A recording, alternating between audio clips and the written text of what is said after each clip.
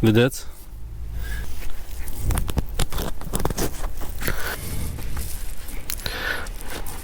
Uitați-vă.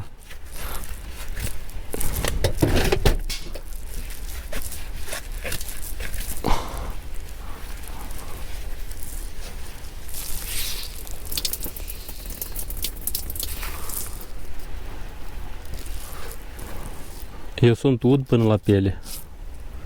Asta nu-i toată apa din mănușă. Am fost aici și am descărcat pe ploaie. Și sunt ud până la piele. Geaca asta, când plouă, e până la jumate. Toată apa scurge pe pantaloni. De pe pantaloni în bocanci și când calci ca așa pe flioșcăială, te udă până la piele. Îmblă pe împrejur la semiremorc, scoți toate cărlijile, te udă. După care tragi prelata, din spate în față, scoți chingile, muți stâlpii dintr-o parte în alta, muți prelata, invers și așa mai departe. Când te foiește ca așa împrejur la semiremorc și afară plouă, te udă până la piele. Și dacă nu ai haine de schimb, după asta trebuie să te duci la încărcare. E foarte greu. Rășești, pur și simplu, și ai febră, după asta te doare capul și așa mai departe, să încep problemele. Așa că dacă veniți la lucru, luați-vă haine de schimb, neapărat. Blugi, vă 2 perechi, 3, cu buzunare, bocanci, 2 perechi, 2 perechi de bocanci. Iată, la mine bocanci sunt noi au luni de zile. Și eu acum când calc, simt cum apa în bocanci flioșcăiește. Nu știu de unde s-au luat apa, probabil e spart talpa. Bocanci, 2 perechi, blugi, 2-3 perechi cu buzunări, geacă de asta pentru ploaie specială, care acum e toamnă. Eu acum trebuie să le schimb toate. Trebuie să-mi schimb și ciorapii, și pantalonii, și hanoracul ne l-au dat.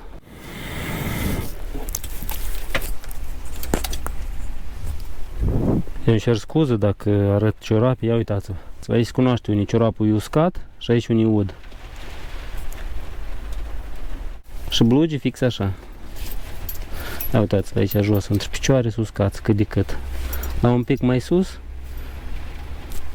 sus, nu cum să îmble cu șălile ude, spatele ude, imposibil. La crasnici nu mai zic, jos. Și tot asta din cauza că geaca asta e scurtă și tot apa când se scurge aici.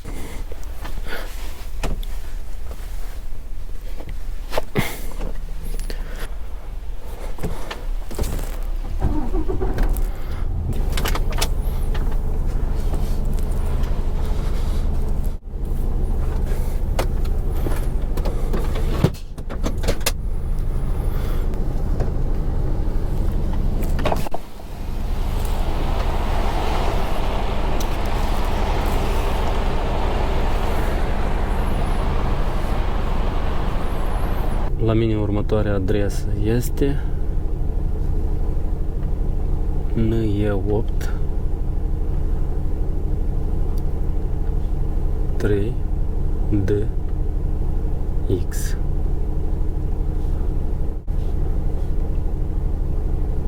...168...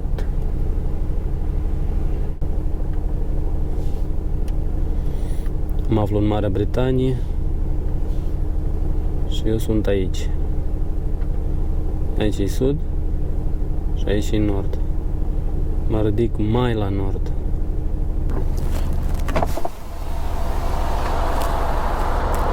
E ca așa, după ce am descărcat, s-a oprit ploaia.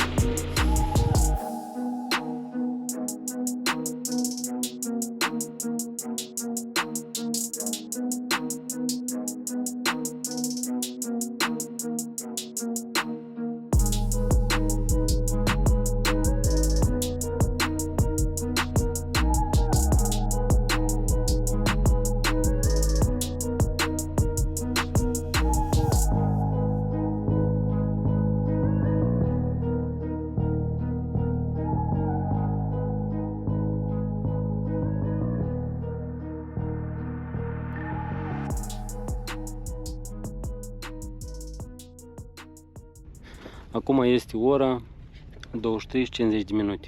23:51. Mai am 9 minute la dispoziție și trebuie să mă opresc. Dar mă aflu în Calais. Am început programul, eram în Marea Britanie, am trecut de la Dover la Calais. Când trecem cu vaporul, primim iată așa fel de foi pe care trebuie să le punem în parbriz. Iată aici. Acum, eu mă cobor la Calais și trebuie să găsesc un loc de parcare. Așa a fost situația. Dacă lăs această foaie în parbriz, imigranții ilegali care vin împrejur la camion la semi-remorc și cred că eu stau parcat și urmează să plec în Marea Britanie, văzând această foaie din parbriz, se uită la dată, 29 septembrie, am urcat pe vapor. Pentru ei este clar că eu nu mă duc spre Marea Britanie, dar vin din Marea Britanie în Franța. Așa că nu au ce să cățăra, ce să cocoța în semi-remorci. O simplă foaie ne poate scuti de multe bătăi de cap. Nu ne lasă în pace să dormim pur și simplu. Dacă scoatem această foaie din parbriz, toată noaptea nu mai avem pace și liniște. Scațără, scoboară, tot vin și pleacă, între cabină și semi-remorcă, se urcă, scoboară, hâțână, se uită, se împrejur, se învârtesc, vorbesc. Perfect ar fi să nu stăm parcați în zona Calais. Dar uitați-vă, dacă mai am încă 8 minute la dispoziție, am început programul fix la ora 9, pentru că ieri seara m-am oprit la 12, după 9 ore de pauză, exact la ora 9. Am lucrat până la ora 12. La ora 12:00 împlinesc 15 ore. Probabil nu o să reușesc, o să depășesc câteva minute, dar asta nu este așa de grav. Oricum mă opresc și fac pauza.